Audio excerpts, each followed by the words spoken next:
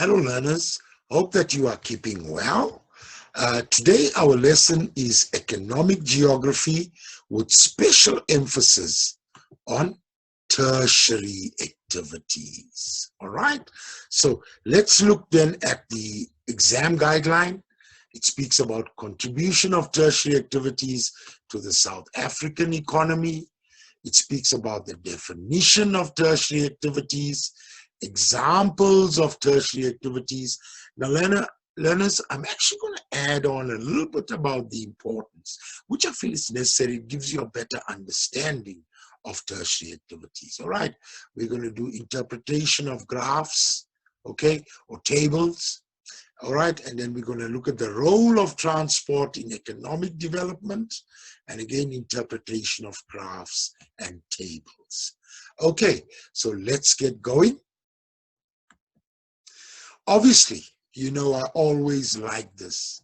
We need to get back. I know you know the concept, but it's nice to refresh our minds about the main concept. So let's look here. What is tertiary activity? It deals with the provision of services to the consumers that want it. Eh?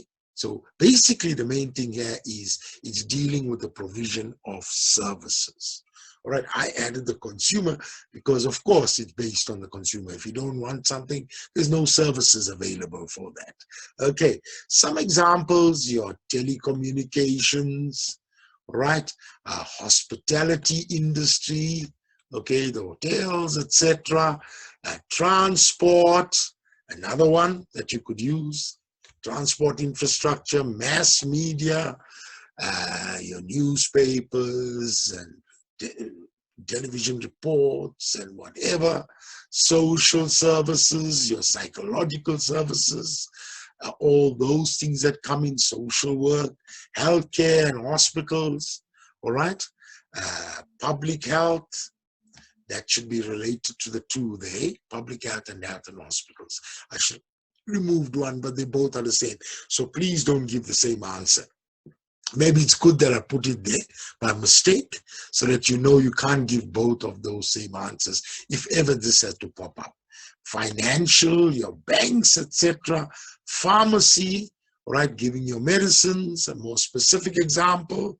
Waste disposal, okay, where your waste is taken away.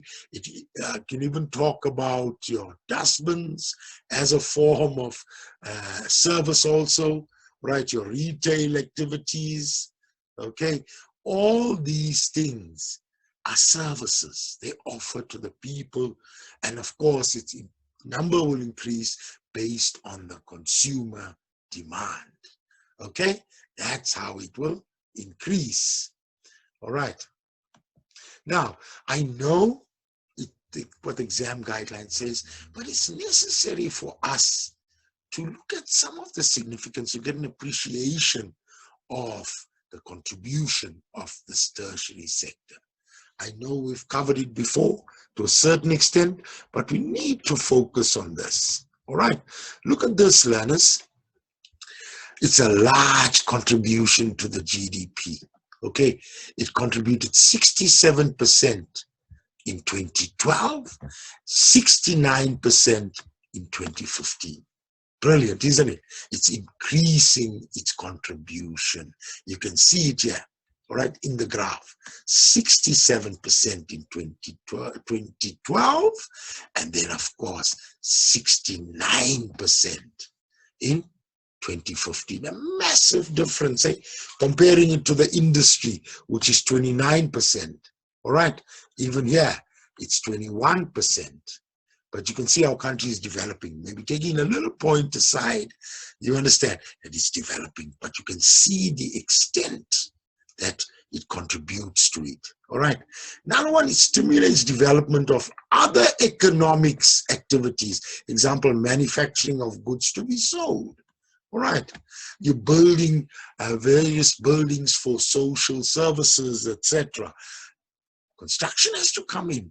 You understand? So it's all these things it contributes towards that. All right, to the other economic sectors. Okay? Right. employs a lot of people. Look at this alone, learners. Look at this alone. It's massive contribution in terms of employment. So can you see how significant it is? Can you see why it's important? I brought the significance in for you to get an appreciation of this. All right. Health and social services contributes to the health and productivity of people. All right. That's a service. Okay. Can you see this lady? She's not well. Okay. She's not very productive at the moment. And this young lady, doctor or nurse, you understand, who is then assisting her, okay, so that she can get her health back. And of course, she's going to be productive for the economy. Okay. Education provides skilled labor. A university here. These look like two intelligent young ladies. All right. So they're getting the skills. Okay.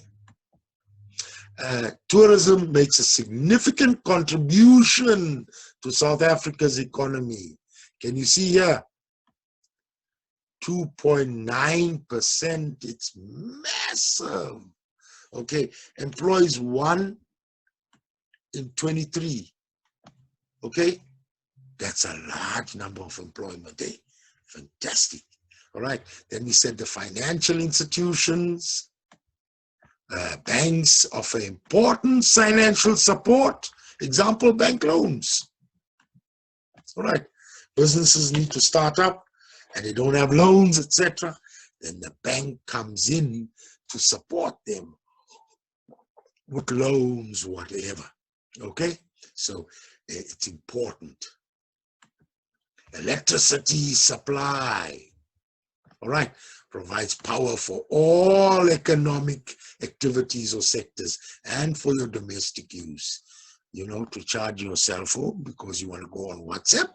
Okay, so it's used. Can you see the contribution made by this? All right, those are some of the examples I have given you. Okay, now, we're going to look at international trade as stipulated by our exam guideline. A very important aspect also. But before we look at international trade, we need to understand two concepts. Now, I know you've done it before, but again, we need to understand that. And what we need to understand is, number one, exports, all right? That is a very important one. Okay, it's goods and services produced in one country to be sold into another country or to another country. All right, that is sold to another country. Please correct that. Eh? All right, it's sold to another country. And please don't tell your English teachers about my mistakes, 1 or 2. All right, they may expel me. Okay, so we're selling. If it's South Africa, we are selling to other countries. Can you see it? It's going out. We're getting the dollars coming in.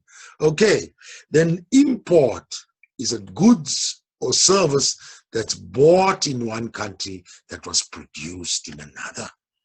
So maybe we need something from America, United States of America.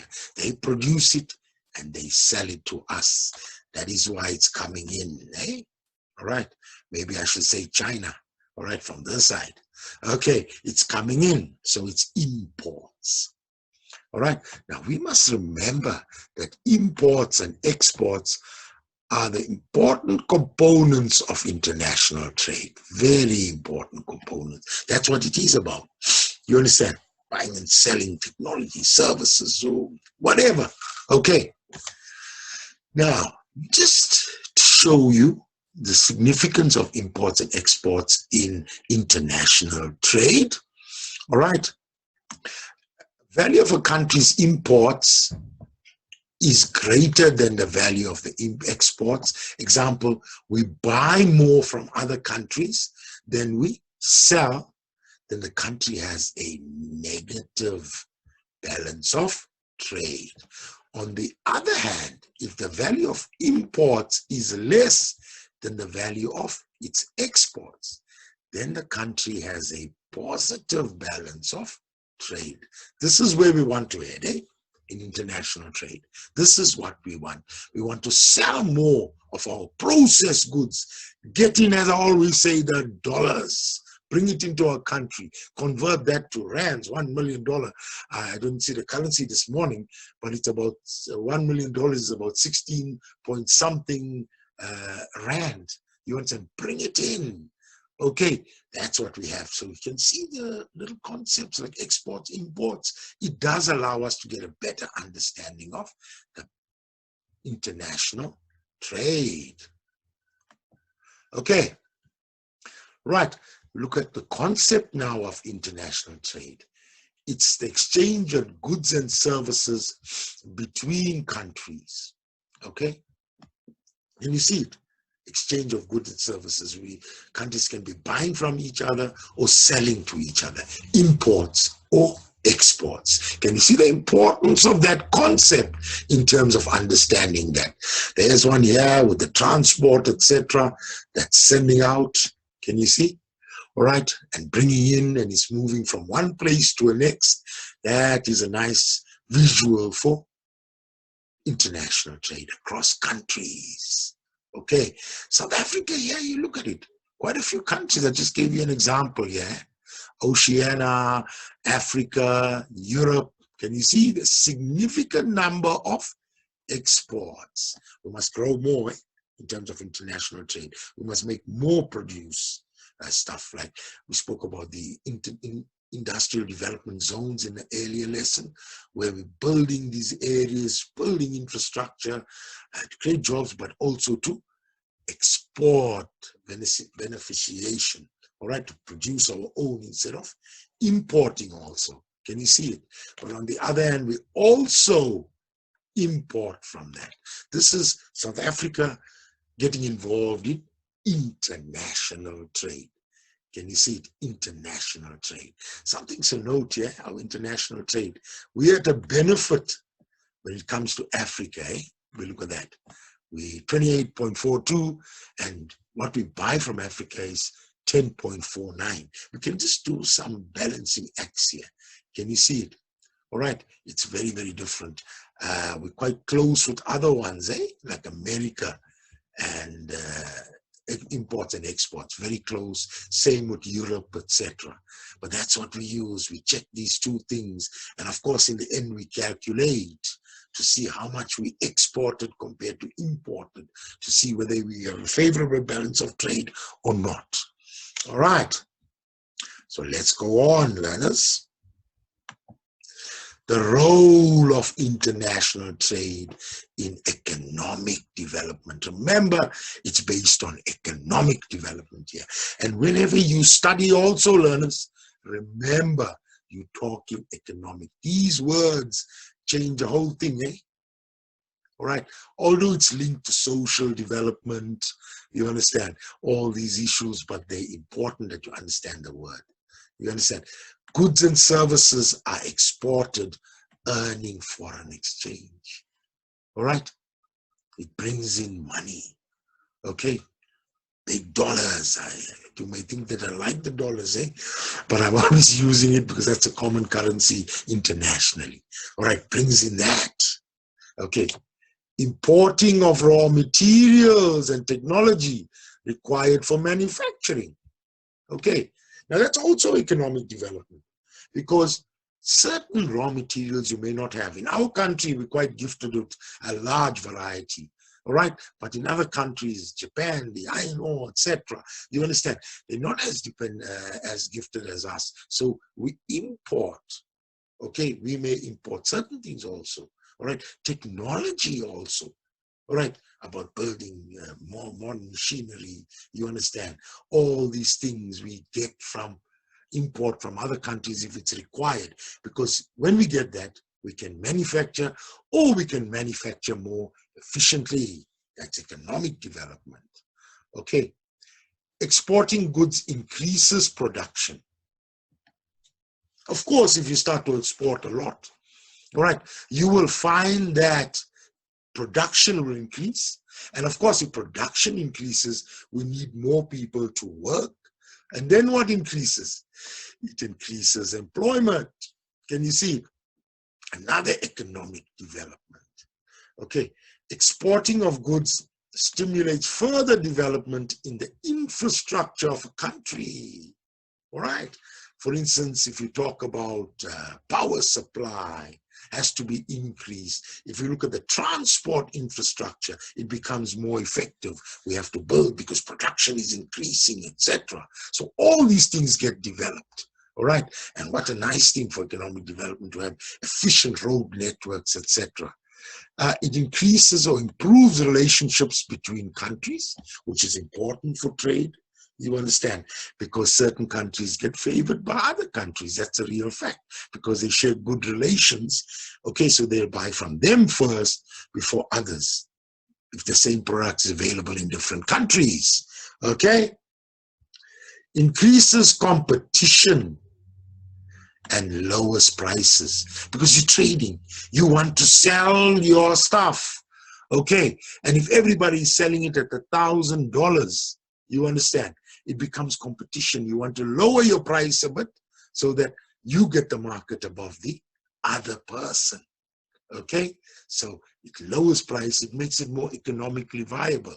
If a product has got cheaper, you understand, for South Africa, they're going to benefit because they'll pay less for it. Okay, economic again.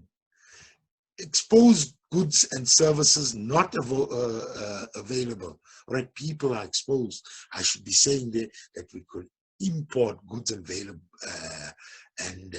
services not properly available, or the quality or whatever, you understand, into the country. Okay, also, which could be more expensive domestically. We buy cheaper. I know lots of products from China are bought by South Africa because it's cheaper than producing it in the country. All right, that helps. All right, consumers' purchasing power. All right, it's raising them. They could buy more. Okay, with the income they have. You understand? And then let me say what I could just go to simple examples. If they're buying more, or the purchasing power is more, you understand? Things are cheaper. Okay, they have more money for healthcare. You understand? For education. Can you see how I can relate it? All right. So less of the money of the country is spent on healthcare because people can afford it. Can you see? I can bring it to simple examples. There's these two guys, all right, trying to make friendship deals and whatever. Okay, right. Let's go on. Role of transport in economic development. Right. One of the biggest things is excess. Okay. And some of the examples, raw materials, it transport raw materials for processing. Okay, imagine if there's not much good or not a good infrastructure to move raw materials around. Can be a long, difficult process, traffic jams, whatever, but it allows efficient movement of raw materials. Okay, and of course, finished goods for market, whether it's domestic or international. You need transport infrastructure for that. Transport facilities must be provided. The better the transport facilities, the more efficient is your movement of goods, etc. Of course, labor and people transportation also. Can you see that? All right, it's moving people and labor, all right, to places because you need productivity from the people. You need them to be on time. You understand? And they need to move. So transport assists with that.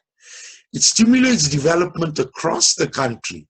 Example, your SDIs, your spatial development initiatives, which created corridors of development along. All right, and it linked up places like you would have done the Saldanha Bay IDZ in 1 or 2 lessons earlier. All right, which links up Cape Town. You understand? Okay. To the Saldanha Bay IDZ. It creates employment, okay, and significant employment. and it contributes to the GDP. I've got a little thing here, and I'm going to go to transport. Can you see it?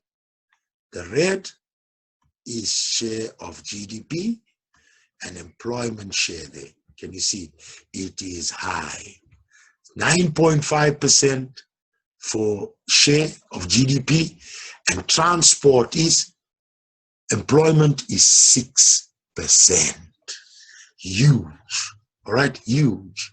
Okay, so it does play its part. Okay, it stimulates international trade. All right, and this is very, very important. All right, because you need infrastructure to transport your stuff. Okay, if it's across borders on land, you need good infrastructure. If it's leading to other countries where you have to take your goods, harbors, etc., play such an important thing for exporting and importing goods, etc. All right, and if you look at South Africa, I'm just using one example. It's a good position for having the ocean on 3 sides, resulting on cheaper exports and imports. All right, so many of them around. You understand? And the harbors that happen in those areas, all right, make it easier for us and cheaper for us to export. I just want to quickly go back here, learners, just to show you. Can you see the number of harbors we have here along the 3 sides? You understand? Brilliant. All right, for us to export or import. All right. Learners, I do apologize. I'm always skipping slides nowadays. I'm on a new program. All right. So I'm still getting used to it. Okay. But I hope you enjoyed the lesson, and all the best, learners. Goodbye.